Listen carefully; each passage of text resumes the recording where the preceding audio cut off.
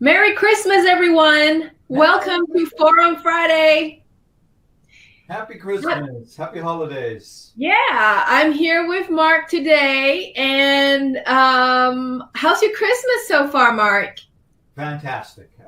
My wife got me lots of presents. She got herself lots of presents, so less for me to do. I made those muffins you sent Oh, me. wow. I love it. I love it. Tell me what's in here.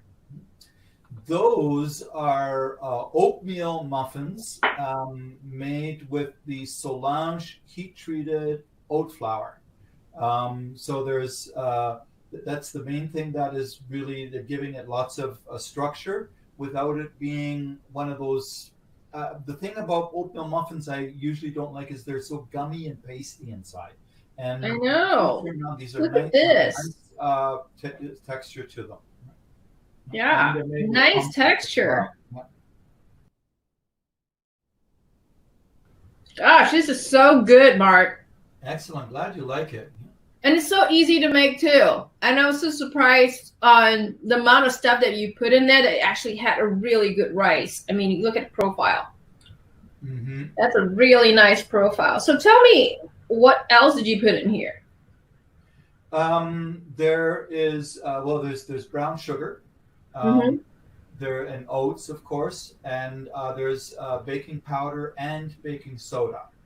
Um, the soda reacts with the acidity from the brown sugar, Mm. and the normal when you use milk or pumpkin or things like that. There's a little bit of acid to it there, and so that helps give it that lift in the beginning, and then the baking powder reacts a little bit later to finish giving it. Right? I just want to thank you for being considerate and not putting in too much pumpkin spice in there. Yes, it is a pumpkin spice muffin. You know when we Yeah, were but it's talking not overwhelming. about the Thanksgiving time, but as and that's why I was kind of saying, well, they overdo it a lot of these places. So I do a very mild blend of cinnamon, nutmeg, and ginger. That's basically all I use, right? Some have cloves in it as well. Mace is kind of hard to come by these days. That's But, true. It's one of those hardly ever talked about spice yeah. anymore. And you know, nutmeg and mace are from the Asian spice road, right? I mean, that's where they come from, and cloves especially. Cloves are part of an evergreen tree that is grown in China, and they're used actually in a lot of traditional German and French baking, because this goes back to the days when they discovered the spices on the spice road, and you know, they've started incorporating them all into the Christmas baking, and so that's where our traditions come from. That we think of all these warm spices during the Christmas season. Is goes back to those days when Marco Polo brought it all back for us, right? Yeah. So, since it's Christmas, we're wearing our ugly sweater. I'm in an elf outfit. I hope you can see my elf outfit. Oh, you're in. A little Oh, cool little buckle here. very cute. Yeah. So, what are you wearing, Mark? Oh, see, I got little Yoda here, little baby Yoda. What does it say at the bottom? Snacks. Oh, That's Christmas. that's so relevant. That's so today. We're not even cooking it. Baby Yoda is such a huge hit this year. I don't know because of the shutdown or because it's just, just something new. So.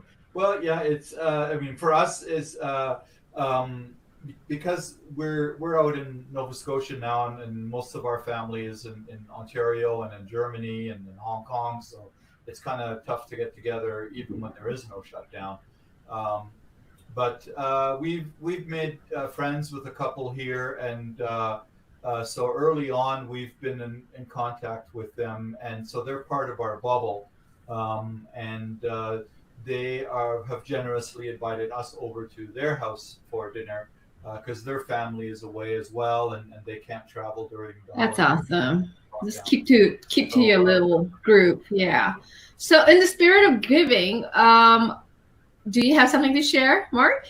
Yes, and I kind of was thinking about this the other day. Is that I've always kind of tried to participate in community a little bit, and through my background of being a baker and a pastry chef, you meet a lot of people in the food industry, and I've become friends with a gentleman here in Sydney who used to work at the same resort that I worked at in the 80s. Right, he was there a little bit later, and he has his own catering business here in Nova Scotia. But right now, because of the pandemic, all of his catering is pretty much shut down. So what he is doing to earn some income and keep busy is there is a farmers market here that is a nonprofit organization to give artisan and craftspeople a place to sell their wares. And so he is basically helping the farmers market by offering a little bistro. So when people go shopping at the farmers market and they want to have, some eggs Benedict for lunch or something like that, he has this nice little menu of things that are there. So there's not a lot of bakeries around here. So I used my skills, and what I like to do is I enjoy croissants. But to make 6 croissants, it's an awful lot of work. Why go to all that work to make 6? So I've made a whole bunch of croissants, and I took them down to the farmers market and baked them all in their kitchen there, and been selling the croissants there. And I made some German Christmas Stollen. Oh, It's like a fruit bread, right? that's so awesome. And I made some sourdough baguettes with the crispy onions and some garlic, and we turned those into with the toast, the garlic, the sourdough garlic and onion bread, and put some sizzled pork belly on that, and then a poached Wow. egg and a hollandaise with mustard, with whole grain mustard. So it's like a custom eggs Benedict kind of thing. And so with that, I'm thinking, I donated my time. They just paid me for the ingredients for these things, and all the profits, the proceeds go to the farmers market to help keep the building, because it's an indoor farmers market. It's not outdoors. So to keep the building heated and everything, help pay the rent and all that kind of stuff. And so made me think that way also, is that if I'm a baker, and like if I'm a commercial baker, is that not always looking at competing with what the other guy is doing. That doesn't mean to stop doing your standard things, but to look for opportunities in your line extensions of what is missing in your community, in your area. And that's what innovation is all about. Innovation is all about determining or detecting what's missing, what's not there, that is a need that is not being met. And filling that unmet need is what gives us is an innovation opportunity. So, for us here, it's my opportunity has been to provide some nice European style pastries, some nice buttery pastries. And it just so happens there's a number of foreign students who they were just thanking me over and over again because they hadn't had some nice pastries in a long time. There are bakeries here, but they're primarily like biscuits and pies, right? Yeah, that's true. And so it fills that nice little void, right? So I kind of wanted to use that as for me it was also giving back to the community, and the other opportunity is to look at if I was a commercial baker, that's the thing that this community needs, is some good style croissants and pastries, and people have the income to pay for it, right? It's there still, right? That's true. That's so true. And that, really inspires me to want to do more, because we've just been cooped up all this time. Usually I'll be out and helping people bake and doing things like that. But that's great, Mark. Thank you for doing that. Do you have any other online stuff that you do?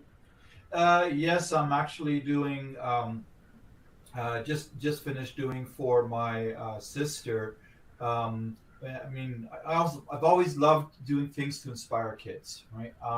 teenagers and things like that often don't know about the world of food, other than that it's, mom and dad set a plate in front of them every day, right? And so I've done a lot of things over the years through the Illinois Science and Technology Institute, and helping kids who are learning research in the ag industry and food industry. This one's a little bit different. I have a sister who lives in Boston, and she's a teacher at the Boston Latin School, which has a long history in the area, and she teaches German. And so I had the opportunity to basically kind of do a German and a baking class in one. So I was making cinnamon stars, which is a traditional German Christmas cookie, with the students, and basically telling them how to do all of this, doing all of the instruction in German, right?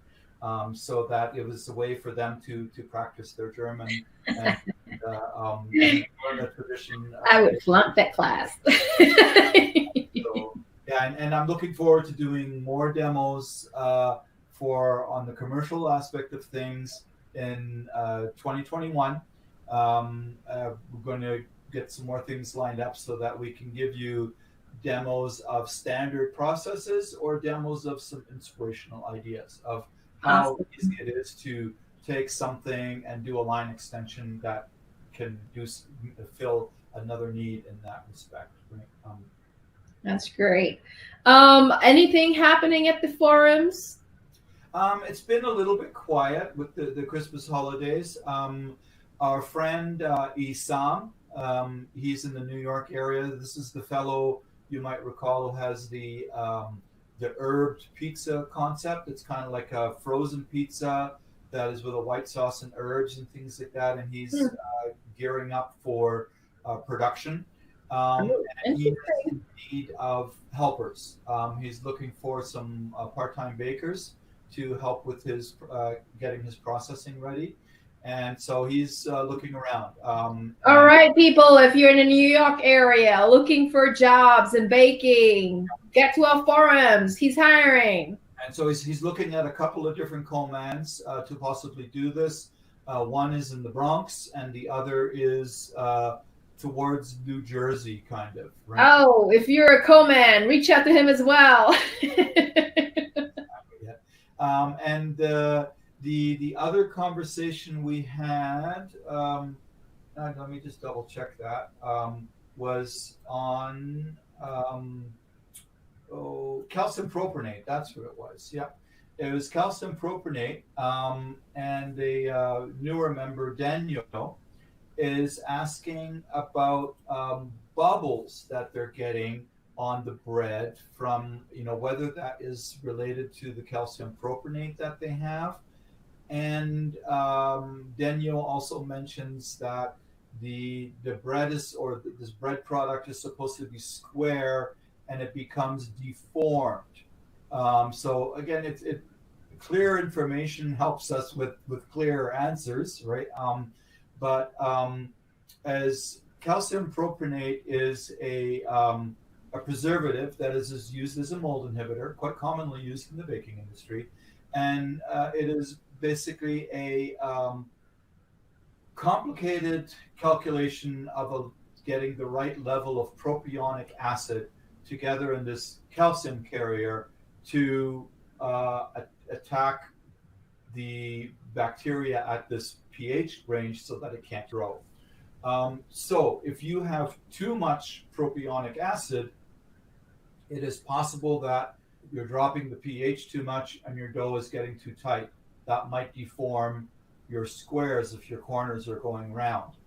Yeah, so much could be happening there. It's so hard to really solve this. With your yeast, the calcium is also a yeast food, so you could be overfeeding the yeast and that. But that would mean that your propionic acid is gone. That means there might be something wrong with the ingredient, the chemical that you're using then. Yeah. So what we need to do is ask for more information on the pH. We need more information on that, and we'd be glad to help you. But we need just a little bit more detail to be able to flush that out further. Correct.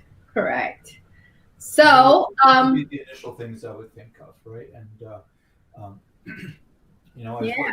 what would Yoda say, right? there is no try, there is do.